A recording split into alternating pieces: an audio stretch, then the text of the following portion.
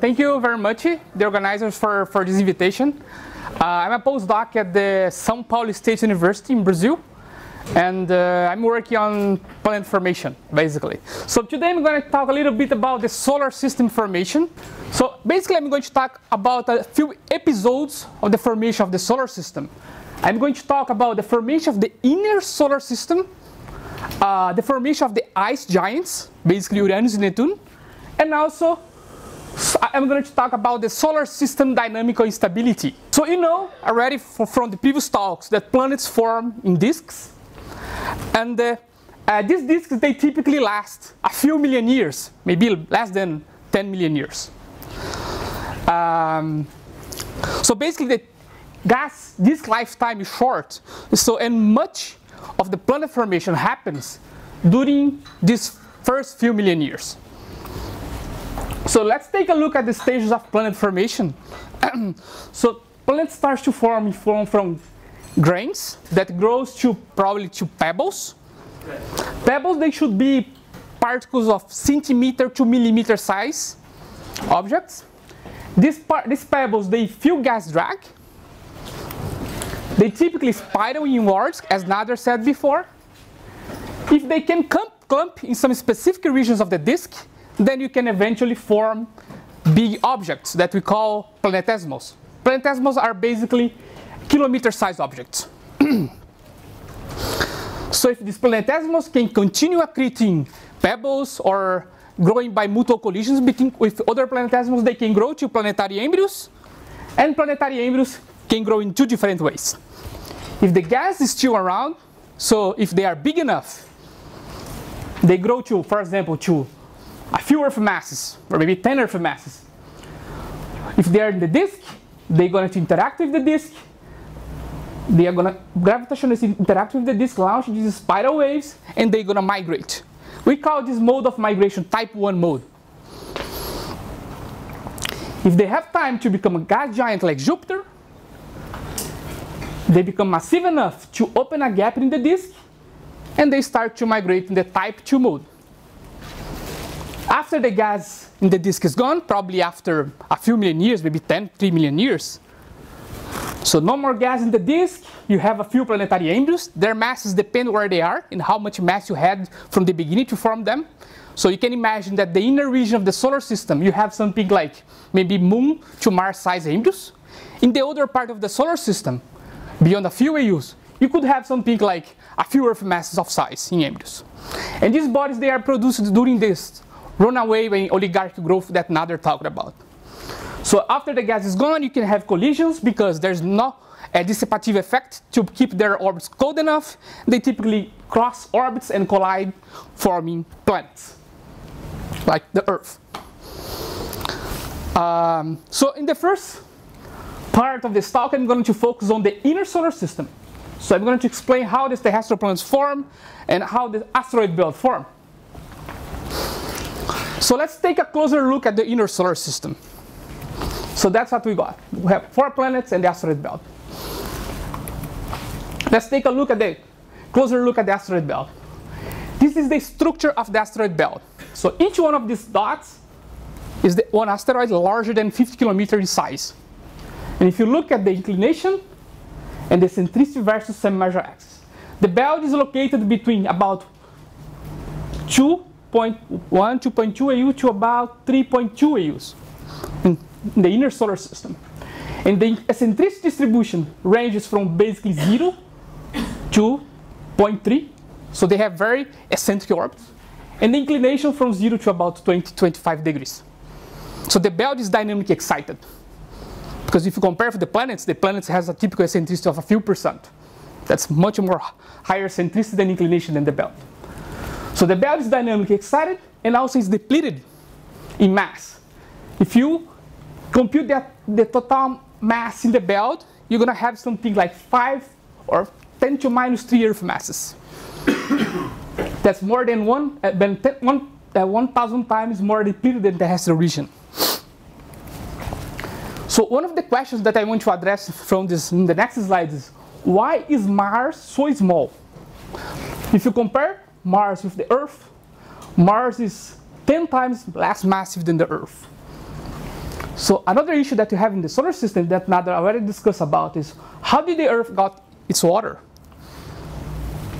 And why the asteroid belt look like this? Why it's so dynamically excited and mass depleted?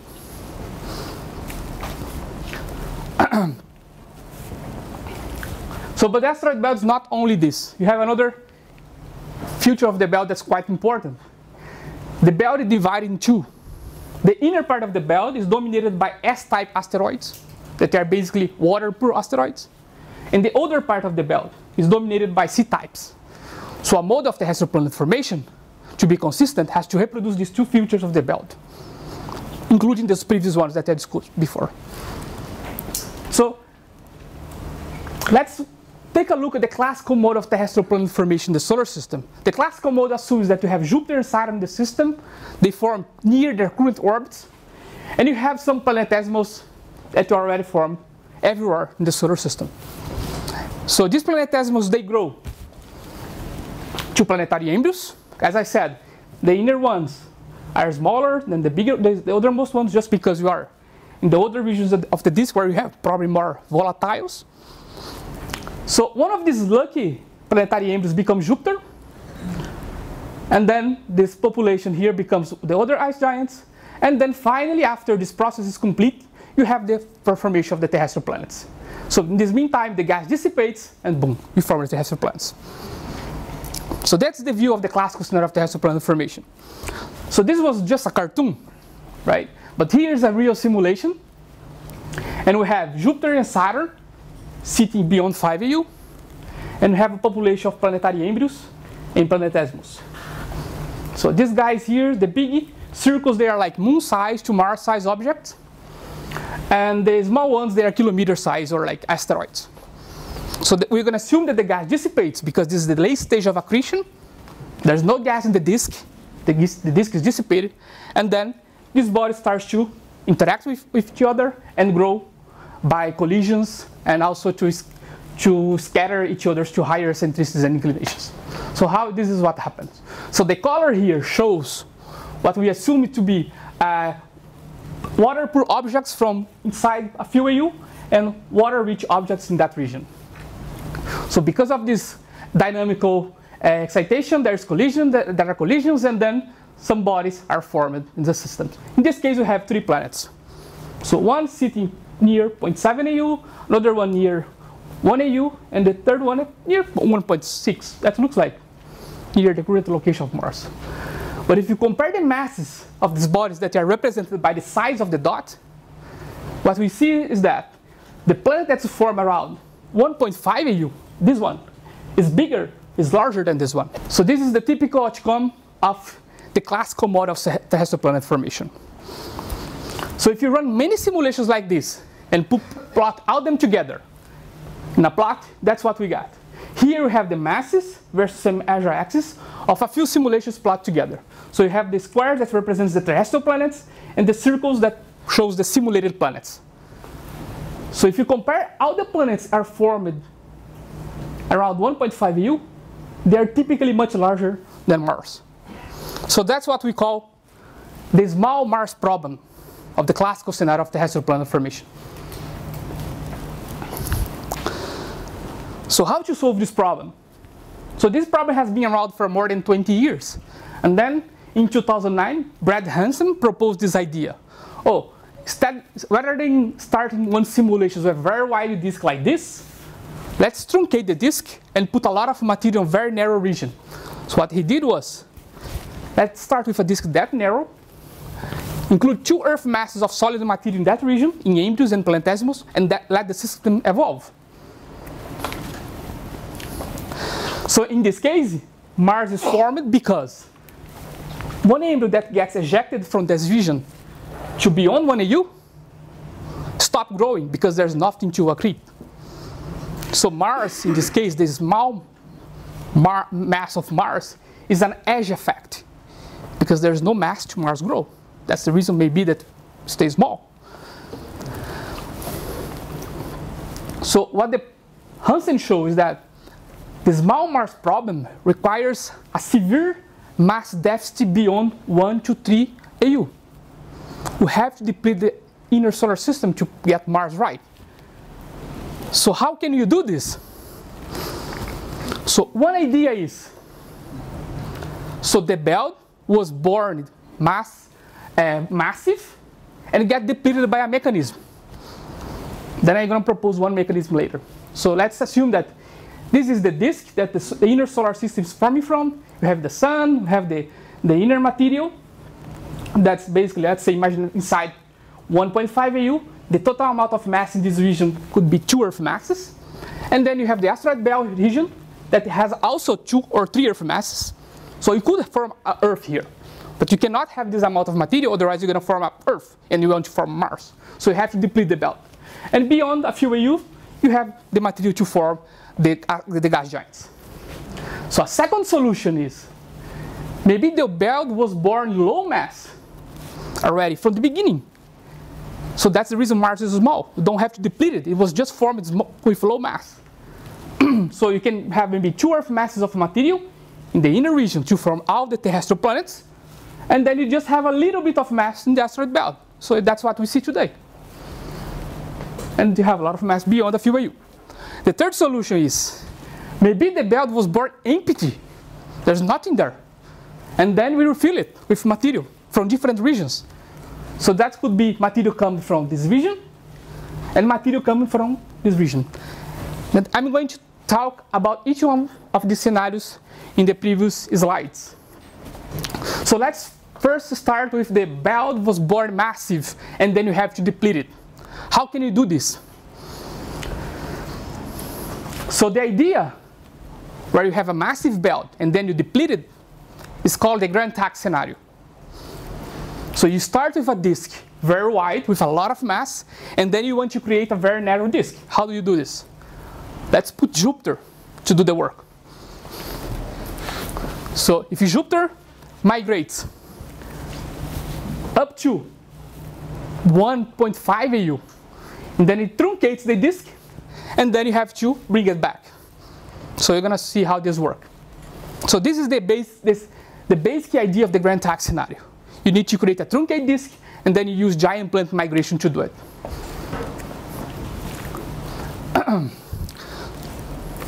So here's a simulation of the Grand Tack scenario, where we have Jupiter, Saturn. Here we have eccentricity versus inclination on the top. And the head dots are the planetesimals or the planetary embryos of the simulation. So you have gas around because the planets are going to migrate because they are interacting with the disk of gas. They are migrating the type of migration, type 1 or type 2 or type 3. So let's say how this migration happens. So Jupiter starts to migrate, then it pushes material to inside 1.5 AU, and then it's capturing resonance with Saturn, and they migrate back.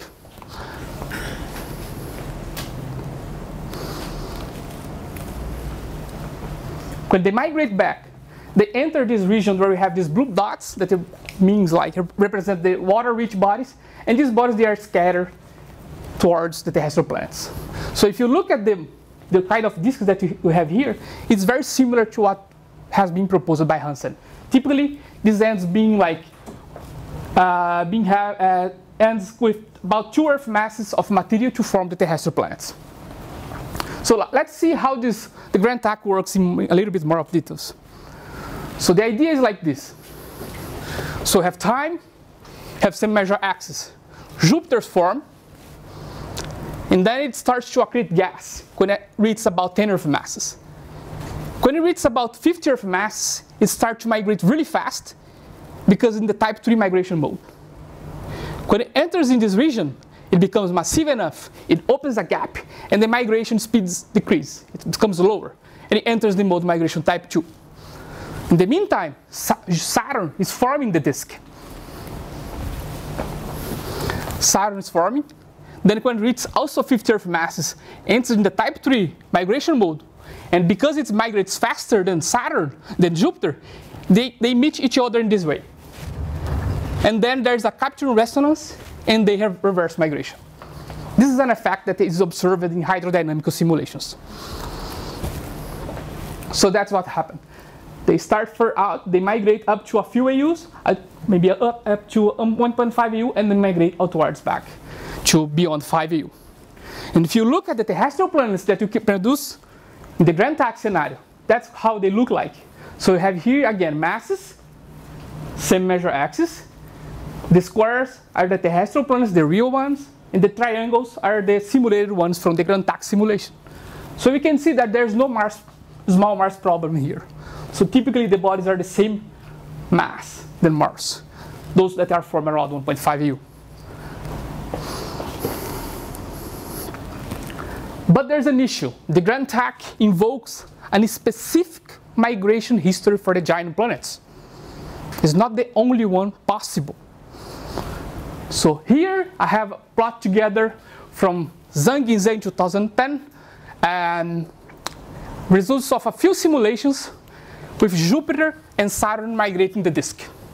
So they are released to migrate at 200 orbits, at the time 200 actually, and that's what happened. So you can compare the pairs of colors. For example, if you compare the head for Saturn and head for Jupiter, you can see that we have a disk with a given profile. I'm not going to details here. And for this disk, it can migrate, both planets can migrate outwards. That's what it shows. But if you change the slope of the disk to be R2 minus 4/3, so the migration is not that fast anymore. So it hits we don't get so far from the inner regions of the disk.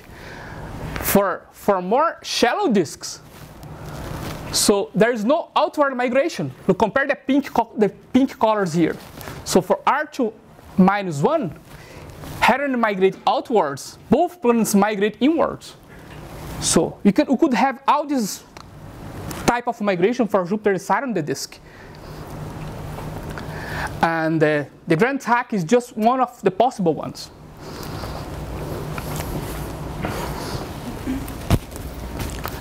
So let's talk now about the belt was born with very little mass. So how to produce a belt where you have very little mass in this region and you have some amount of mass that's much higher than that. So that's possible if you invoke gas drag and radial drift of solids. So imagine that you have a protoplanetary disk and have disk of solids and have small particles here. And these small particles may be kilometer size or centimeter size. They are spiraling inwards because of gas drag. So if they migrate from this region to this region, so basically you change the gradient of the surface density of the disk. So something like this. You could start with a disk that looks like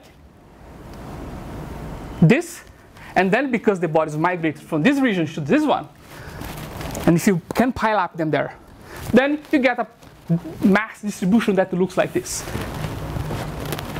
So because there's very little mass in that region, so the belt is naturally depleted. So that's one possible solution. So just to make it clear, so you could start with a high mass belt that could be represented by a disk with a power law given by this expression. So the mass distribution follows this profile. Or you can start with a low mass belt. If you start with a high mass belt, you need the Grand Tack to deplete the disk. Otherwise, you're going to fall in the Mars-Mal problem. So let's perform simulations with a low mass belt and see what happens. This is maybe a alternative solution to the Grand Tack. So simulations with a massive belt. Let's just redo the exercise that we did before. So here we have a simulation. We have again a very massive belt that's very similar to what we get from the classical scenario. So there's a lot of mass in the belt. So x equal to 2.5. The distribution of mass is like this. It's not that steep.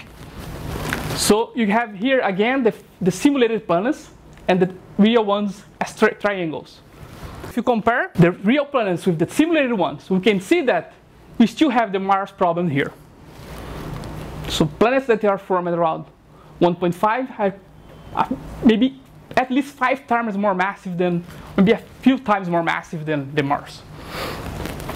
Let's compare what kind of asteroid belt we get for the simulations. So here we have eccentricity, inclination, and the gray region here represents the asteroid belt. If you want to have a good model of terrestrial planet formation, you have to fill these two great regions with asteroids. That's what we get from when you look at the asteroid belt today. So this is what we get.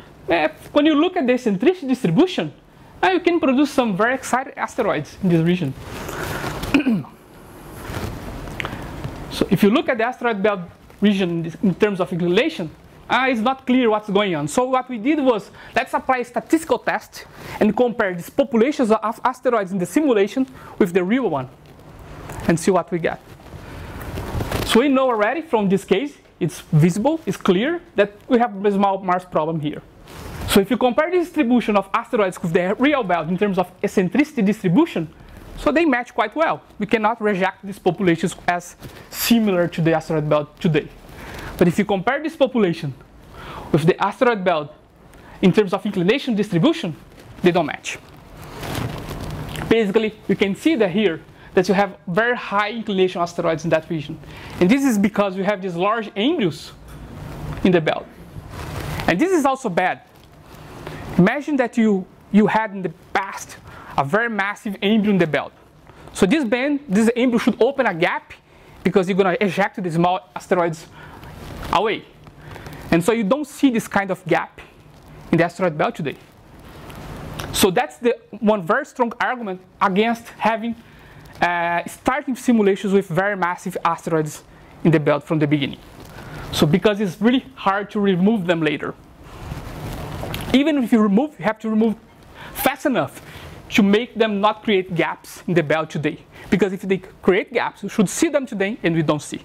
So the only gaps that we see in the asteroid belt today come from mean motion resonances with Jupiter. So what we did, let's start with a very massive belt, something like this. So there's very little mass in the belt from the beginning. What we got was like this. So you can match quite well the four terrestrial planets. You can match Mercury, Venus, Earth, and Mars. So you can see there's no small Mars problem in the simulations because there's very little mass in the belt. Mars is not growing because there's no mass to accrete. So, but let's look at the asteroid belt in this simulation. So you should fill all this gray region with black points. And this is not what's going on. And why? Because there's so little mass in the belt, the mutual interaction between these bodies that are there are too weak. So they are not strong enough to pump up inclinations and eccentricity to the level that we observe in the belt today. Simple. There's no mass in the belt to scatter planetesimals up to 20 degrees of inclination and up to 0.3 of eccentricity. So what's going on here is the following. You can produce Mars in the very low mass belt, but you cannot excite the asteroid belt because there's no mass there enough to pump up the inclination. So when I got this result in 2015, I thought, oh, the Grand Tack is the only solution. This is the most viable solution because it's not going to be easy to excite the asteroids in this case. And then I was running a bunch of simulations and just happened if one of them work. And I was supposed to understand what's going on. And I'm going to explain in the next slides. So basically, the takeaway message from this previous slide is the following. We have Mars. To produce Mars, we need to have a mass deficit. But to get the asteroid belt right, you have to have a lot of mass, then it can self-excite to the levels that we observe today. This is a puzzle because imagine you have to have low mass for the belt, but have to have high mass for the asteroid belt. Then there's one missing ingredient in the simulations, the orbital chaos. So we know that everybody here is familiar with the butterfly effect, where there's a very little perturbation somewhere can cause a disaster somewhere else, right? So that's what maybe happened to the solar system. So you have Jupiter and the asteroid belt, the giant planets actually, Jupiter and Saturn. And because they had a chaotic evolution, eventually during the start of the solar system, what we propose, they were like dancing like this and causing this to the asteroid belt. So let's see a simulation showing this effect. So here is one case. What the point is, we want to excite the belt, right? If you start with a very steep disk or very low mass belt from the beginning, you can get Mars right. But then the asteroid belt is dynamically cold. You want to excite it to the levels that we see today. So that's what the ingredient that we are looking for. So here are the simulations where we have Jupiter and Saturn in a regular configuration. So the belt is between, let's say, 2 and 3.2 AU in that region.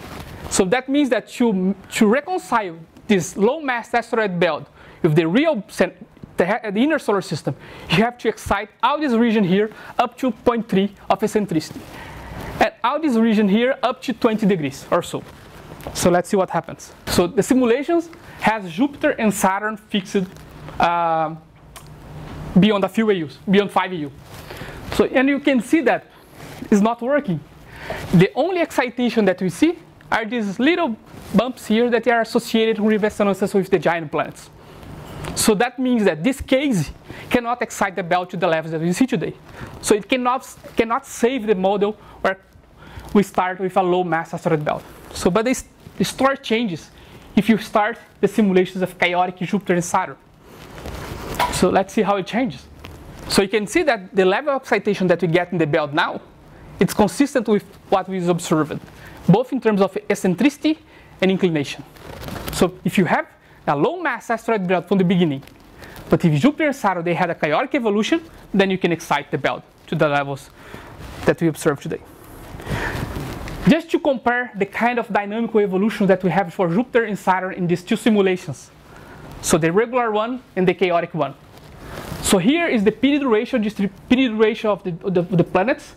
They are basically near the 2-to-1 mean motion resonance. So basically means that Jupiter is going twice around the Sun and Saturn is going just one. They are very synchronized orbit. And here you have eccentricity for both cases, and inclination and the resonant angle. But that doesn't matter much here. So what we can see is that there's just very little oscillation in terms of eccentricity and inclination that are able to amplify the effect on the belt. So that's because you create new resonances in the belt. I'm not going into the details here, but that's this kind of little oscillation, the Jupiter, the gas giants orbits can excite the belt to the levels that we see today. So the third idea, the third possibility is that the belt was born empty, fully empty, and refilled. So that in that case, you also should not have problems to make the small Mars. Because if the belt is empty, this is essentially the Hansen model, or you have a very truncated disk. So, but the question is how to refill the belt to have the asteroids that as we know today. So it turns out that asteroids, planetesimals, they might form only at very specific locations of the disk. So they like to form in regions where we have a very high gas to dust ratio, dust to gas ratio. So you have to very high density of solids to form planetesimals. And where a very peculiar location to do this at the pressure bumps. Now they'll talk about this already today. So if you have a local pressure bump, so particles will drift inwards and they will concentrate in the disk. And then if you have a very high surface density of solids, then eventually you can form planetesimals. So this is what the simulation shows. So here is a simulation by Drazvoska, 2016, where she follows the dust growth up to planetesimal formation. And what she got is that maybe you can indeed only form planetesimals in very narrow regions of the disk. That's what the simulation shows. So this idea of have a very narrow disk, like the Hansen started, is not so crazy. It might make sense. So what we did was let's run simulations, very high resolution simulations, with a very narrow disk. So you put two Earth masses of material between 0.7 and 1 AU, and you have here Jupiter sitting at 5.34 AU, and have here the asteroid belt region. And so the gray bodies are the embryos, and the head ones are planetesimals. So let the simulation evolve, and that's what will happen. So the bodies, these are 50 simulations plotted together. The bodies start to interact with the planetesimals and planetary embryos, and eventually some planetesimals, the head guys, enter in the belt region. They are entering why? Because they get scattered by the planetary embryos. So basically this model provides what? Provides half of the belt. So far you get the C-types the S-types. So the S-types are water poor, so they can associate them with coming from the inner regions of the disk. So if you compare the kind of terrestrial planets that we get in this kind of model, that's what we have. So we have again the squares like the terrestrial planets, and the circles, the simulated ones. So we can match quite well the 4 terrestrial planets in this model. And in terms of eccentricity and inclination distribution, that's what we have. So again, this is not a complete model, because we can explain the masses of the planets, their orbits, and you can explain the asteroids in the inner part of the belt. But there's one piece missing: how to explain the C-types from the other part. Because these two populations, the population in the inner part and the population in the outer part, they are different. So the origins of the C-types will be addressed later in the talk. Why Mars is so small? Why the asteroid belts are so excited? So basically you have 2 different solutions. You can have a low mass belt, or even an empty belt, and have chaotic giant planets to excite the belt, or you can have the Grand Tack. So let's now address the origins of Earth's water, and also the C-type asteroids in the belt. So again, we have that the inner region of the belt is dominated by S-types, and the outer region is dominated by C-types. C-types, they are water-rich bodies, and these ones are water-poor. So we already implanted the S-types coming from the terrestrial region. So now we have to implant the C-types. If you look at this plot, so his plot shows the water mass fraction versus, distance versus water mass fraction.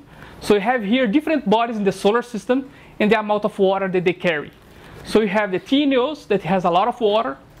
They are mostly made of water. Have comets. Have the carbonaceous chondrites that has maybe a few percent of water.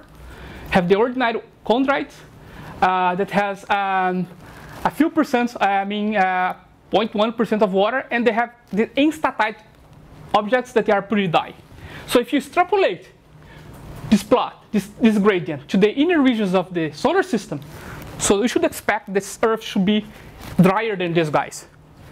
So that's the reason that it's important to invoke a scenario to explain the origins of Earth's water. So these bodies here, they are mostly located in the inner region of the belt. So if the bodies at the inner edge of the belt, they are dry, why not closer to the sun, that should be in hotter regions, should not be even drier? So that's the reason that we have explained the origin of Earth's water. So you have the Grand Tack. The Grand Tack proposed that the inner belt, the inner terrestrial region has water-poor objects, and the outer region has water-rich. And when Jupiter and Saturn migrate in the disk, they truncate the disk, and then when they go back, they scatter a lot of blue guys in the terrestrial region. That's what we can see here by these little points. And this is when water is delivered in the Grand Tack scenario. So this is another simulation showing this more clear. So here the green lines, the green circles are the orbits of the giant planets, Jupiter, Saturn. And then we have the water-poor bodies in the inner solar system, in the Grand Tack model, and the water-rich bodies in the outer solar system. And the giant planets are going to migrate inwards, as the Grand Tack proposed. Migrate inwards, and then they migrate outwards to near their current orbits. And you can see there's a lot of blue guys entering in the inner solar system. So that's when the water is delivered. So there's no problem in delivering water to the inner solar system in the Grand Tack. So there's a new mechanism that's not included in the Grand Tack, that should be included in any mode of terrestrial planet formation. That is the following. When you have a body growing around the sun, it sets the real radius. That's another talk about today. So that's the region where the planet dominates compared to the gravity from the star. So if a body gets inside the real radius of a larger embryo, for example, it's tended to be ejected or be accreted. So that's what happens when one body starts to grow and it disturbs the bodies nearby and eject them. So if you imagine that Jupiter was maybe a body that has maybe a few Earth masses of solid, and then it starts to accrete in gas to become a gas giant, planetesimals nearby should be disturbed and sent to everywhere. We run many simulations including this effect. We included 2 cores with a lot of planetesimals. We include gas drag. We make the giant planets grow. And you change a lot of parameters of the disk. I'm not going to the details, but I'm going to show the simulations that you make things much clearer. So here you have a simulations showing what happened when one gas giant is forming in the disk. So we have here Jupiter, Saturn. So we have here the asteroid belt. You have the disk of gas. So these bodies, when the simulation starts, they're going to feel gas drag. The small ones. So they tend to be, their centricities tend to be dumped. And they also tend to drift inwards. So let's see what happens. So you're going to assume that Jupiter, at this point, has 3 Earth masses, and Saturn also has only 3 Earth masses. And they're going to grow to their current size. So Jupiter is going to grow 100 times, and see what happens with these bodies nearby. They start to interact with these bodies, and when they start accreting gas, look at this. It's raining in this inner solar system. What's happening is that bodies beyond Jupiter orbit get implanted in the inner solar system. So the same process repeats after the formation of the Saturn. So by this process, you can deliver water to the inner solar system, even to the Earth. So if you look at the source region of material that can deliver water to these regions, or C-type asteroids as you want, it's very wide region. And these regions probably has the snow line. So the snow line is probably somewhere between this region and the solar system.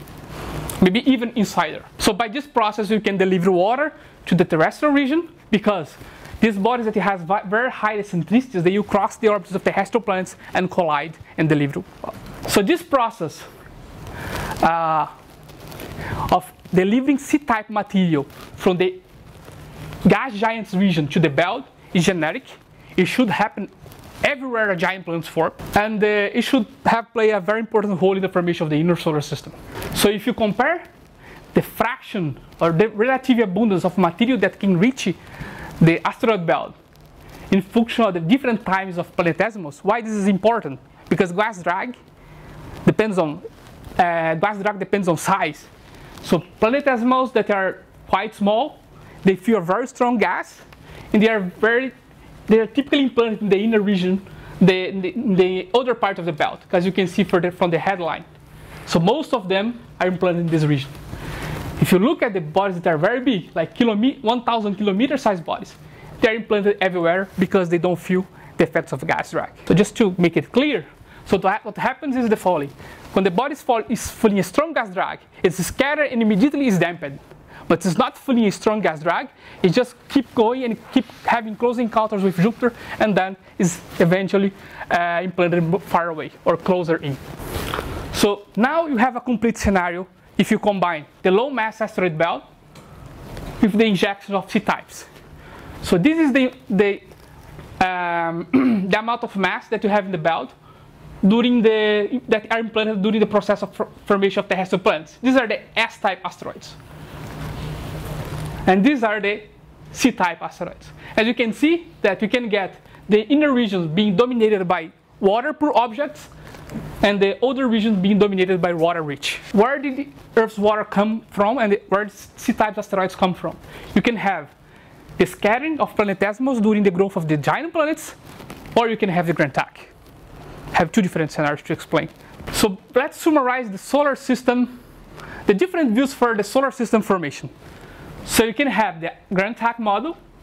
So the Grand Tack model assumes that you have a very massive belt from the beginning. So if you have a lot of mass in the terrestrial region, have Jupiter and Saturn fully formed, and they're going to migrate. Jupiter migrates, truncate the disk, then Saturns come, and they go back and scatter the S and C types. By doing this, they can produce the terrestrial planets and can also explain the structure of the asteroid belt. The empty asteroid belt model, how it works. You assume from the beginning that there is no mass in the belt. And then Jupiter grows.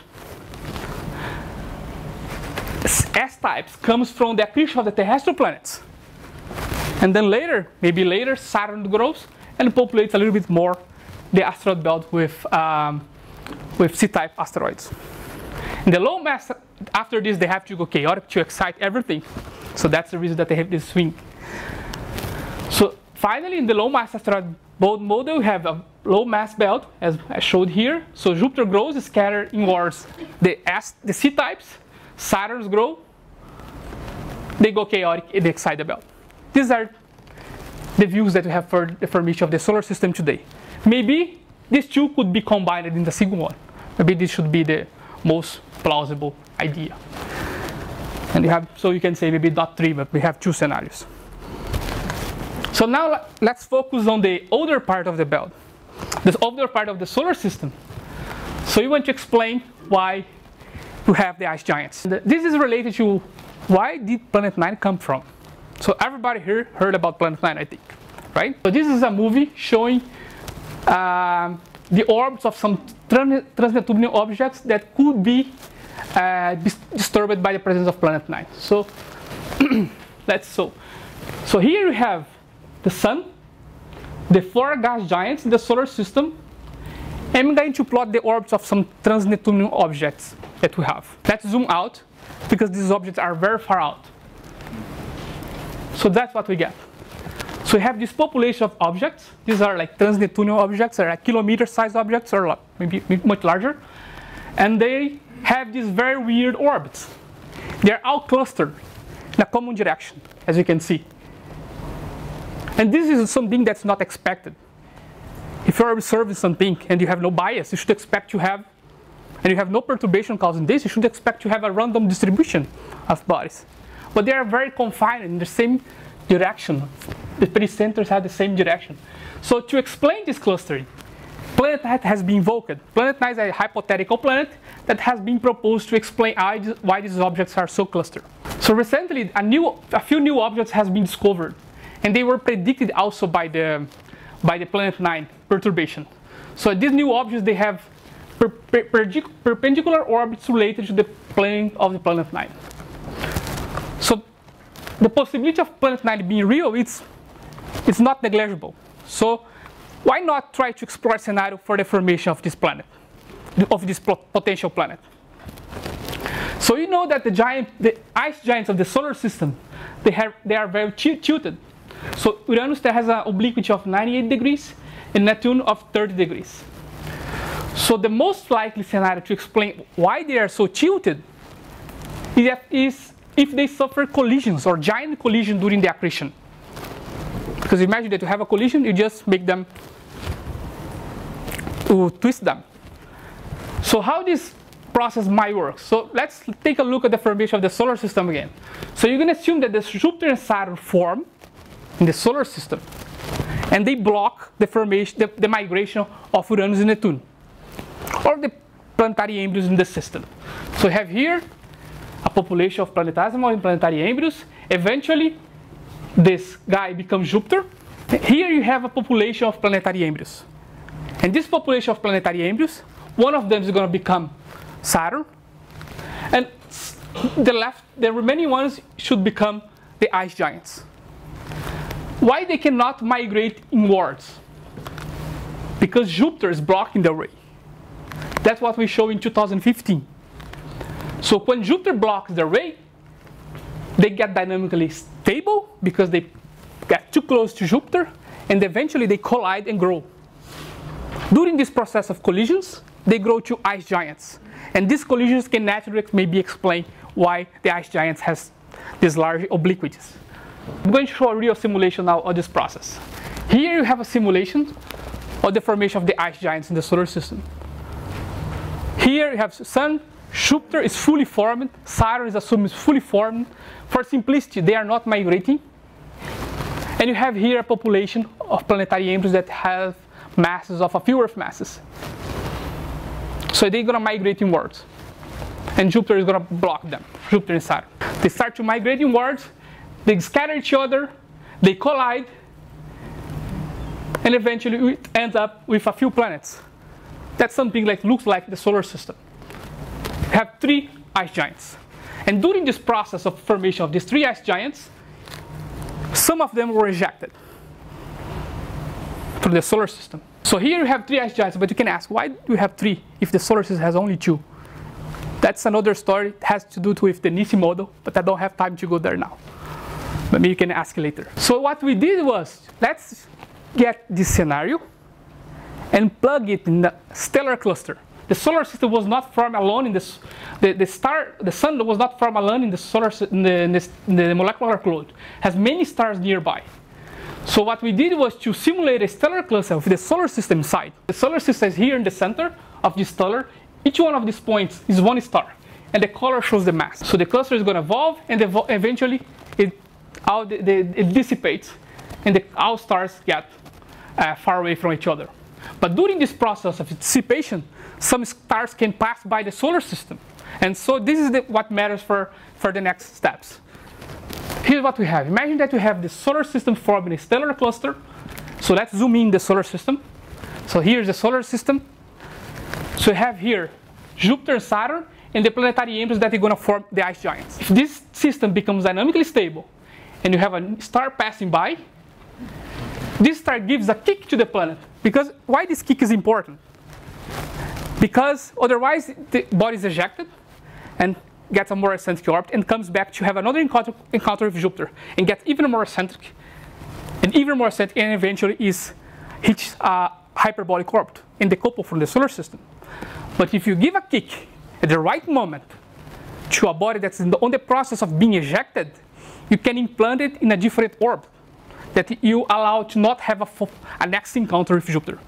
So that's what's going to happen here. So imagine that you have one body that's got ejected from the solar system during the accretion of the ice giants. So it has a first kick and gets a little bit more eccentric. Get the second kick and get even more eccentric. The third kick, if you don't decouple the planet right now from the evolution with Jupiter, it's going to become hyperbolic. So what we do is, if you have a passing star nearby the solar system, it gives an external kick to the planet at this point, and then it changes its orbit to something like this. It can get more, maybe more circular. So that's what we did. We simulate the scenario in any-body simulations. Here we have again the solar system, the gas giants, have the planetary embryos, and they're gonna migrate as before. So you can see some stars crossing the solar system nearby. Look, these black guys here. So eventually, one of these guys is ejected and receive a kick and was implanted in this region. This could be a potential Planet 9 candidate. So Planet 9 could be produced in the solar system during the accretion of the ice giants. Let me show just one, because this is for the big fans of Planet 9. So the scenario is very similar, but at the end, you have not one, but four bodies here. I have to admit they are very eccentric, so they are not Planet 9s. But this is just to show how the scenario works. So this is the final episodes of the solar system formation. So we know that these giant planets, they form in disks. And during their formation, they tend to keep very low eccentric orbits, because the disk tend to keep them in a cold configuration. So here's a simulation of the solar system giant planets migrating the disk. So you can see that they tend to follow very eccentric orbit. In the meantime, Jupiter is opening a gap in the disk. So one of the questions is how the solar system giant planets, they get their current eccentricities. If during this process of formation, they should be circular or almost circular. And Jupiter has a eccentricity of about 0.047, I think. So it's not negligible. So how do we explain these eccentricities for the solar system terrestrial planets? So basically, at the end of the gas dispersal, Jupiter and Saturn, they should be in a more compact configuration, and with orbits with very low eccentricities. So here, we have two different views to explain how they reach their current orbits. One is the early dynamical instability. By early, I mean before the terrestrial planets are formed. So here they are in a resonant configuration, as predicted from the hydrodynamical simulations. And here we have the primordial Kuiper belt. So these bodies, they're going to interact with the primordial Kuiper belt, and they eventually become dynamically stable.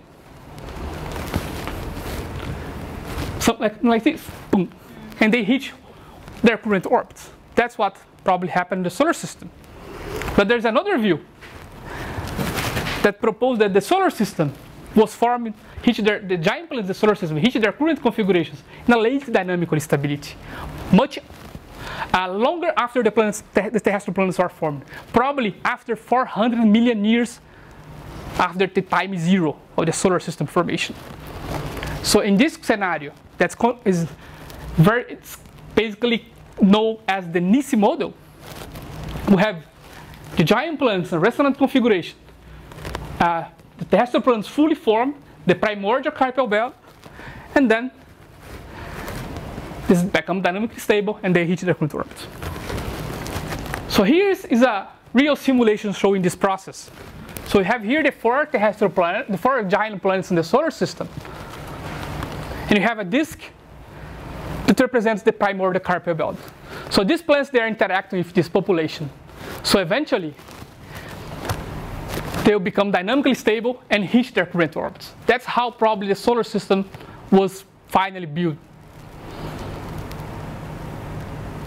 So you can see now the orbits are much more eccentric than before. The giant planets has two evolutions. They end up the gas disk phase probably in very cold orbits, and they hit their current configurations after maybe a few million years or even longer. So, but if you compare the solar system with most of the exoplanets that we know, the gas giants exoplanets, it's striking difference. There's a striking difference. Here you have the eccentricity distribution of giant planets in extrasolar systems. And here you have their distance from the star near you. And you can see here the blue guys are the terrestrial planets. Here you have these four ones here are Jupiter, Saturn, and Neptune. And you have these guys with very high eccentric orbits at height as 0.8. So why the solar system is so different from them? If most of the gas giants that we know has very eccentric orbits. Why is that? So maybe this is the cause. Maybe in these systems we have a few gas giants, maybe 2 or 3, and you have again this disk that could be associated with the Kuiper belt of the solar system, and these inner regions that could be associated with the terrestrial regions of the solar system. But you have 3 exo gas giants. So let's evolve the system to see what happens. So eventually, as in the solar system, they become dynamically stable.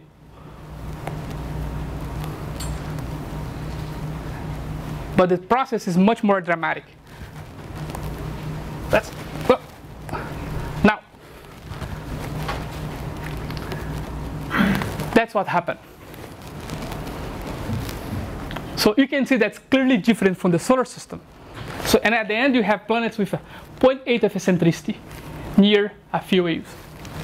So why the solar system did not get so eccentric? The reason for this is why Jupiter and Saturn did not have close encounters. The gas giants that I showed before had close encounters during their evolution. If you have Jupiter and Saturn having close encounters, that's the typical eccentricity of Jupiter. If you don't have, that's the typical one. And this is the plot showing the eccentricity of the gas giants in extrasolar systems. So maybe by avoiding having close encounters with Jupiter, Jupiter became an atypical gas giant and started looking like this. And also this might have, as you could see in the previous animation, this might also have made possible the formation of the inner solar system. Let's pay attention again what happened to these guys here. So these should be the terrestrial planets in the solar system. So there's nothing left to form terrestrial planet later. So maybe this could be a disaster in terms of formation of terrestrial planets in extrasolar planetary systems. So this shows that solar system may be a little bit atypical. To conclude, we have different views to explain the solar system today. We have the Grand Tack and the low mass asteroid belt. We cannot tell yet which model is better. Maybe in the future. If Planet 9 exists, it might be a large planetary embryo that gets scattered during the accretion of the ice giants in the solar system. By avoiding multiple close encounters, Jupiter and Saturn may have avoided the destruction of the inner solar system. That's where I stop.